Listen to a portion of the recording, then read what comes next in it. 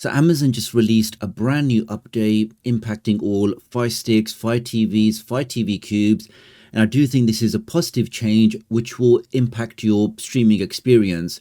Now what they've done is they've released a new update for the Amazon Fire TV remote control. Now if you didn't know, you can actually install a free application from the Google Play Store or from the Apple App Store, and with the previous version you could just control your device, but with the latest version they've now added in lots more features. So if I just pick up my Android phone, and this is the application there, so you can see Amazon Fire TV, it's a free application, and you can see what's updated in the last week or so. If I now open that up, now when you first start this application, it will do a quick scan of your network and it will show you all of the Amazon devices is detected on your network. You can then click on any of them and this will then make a connection from your phone to that device.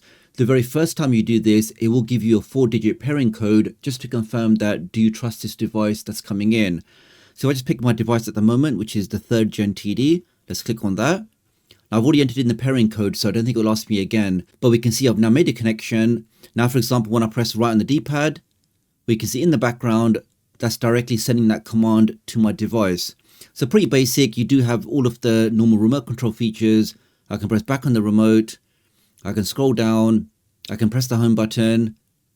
Pretty standard. But what they've now added in this new version, if I just swipe to the right, we can now see this launchpad. So we have a 6 application launchpad or 6 favorites, but I can also press this button on the top right and I can now see all of the applications installed on my device. Super easy to use. Now, for example, with one click, if I want to open up, let's say Explore, I can click on that and that should automatically launch the application for me in the background. And we can see it's done exactly that. Again, I can press back on the remote and I can then navigate through this application using my phone. Let's press back again. Now, if I go back to the application list, let's swipe over to the right. Let's say I want to customize this list. So let's say I want to add a new application into these 6 shortcuts. So if I go to the tile icon on the top right, let's open up all apps. Let's say, for example, I want to have a shortcut for the Freebie application. So let's now long press this. I can now drag this to the top and we can see it's now been added. Let's do one more. Let's say, for example, I want to change Netflix. I want to add VLC instead. So long press VLC. I can now drag this to the top. And we can see it's now added to the top. So super easy to use, but it means that you can now launch any application on your device without swiping around or trying to find things. I can see all of the applications here. Let's say I want to launch Downloader. One click, that instantly starts downloading for me. So definitely a great feature they've added to the remote control of the Amazon Fire TV application. Let's go back. You can also use your voice. I can press the voice button and say, what's the weather in London? And we see in the background that should then give me the weather. And we can see it's done exactly that. You also have that there. We also have an instant button to go to sleep. Let's press that now. So 3, 2, 1. And we can see straight away my 3rd generation Fire TV Cube has now gone into sleep. I can press the home button to wake that up. That now wakes up. If I swipe to the right, swipe again.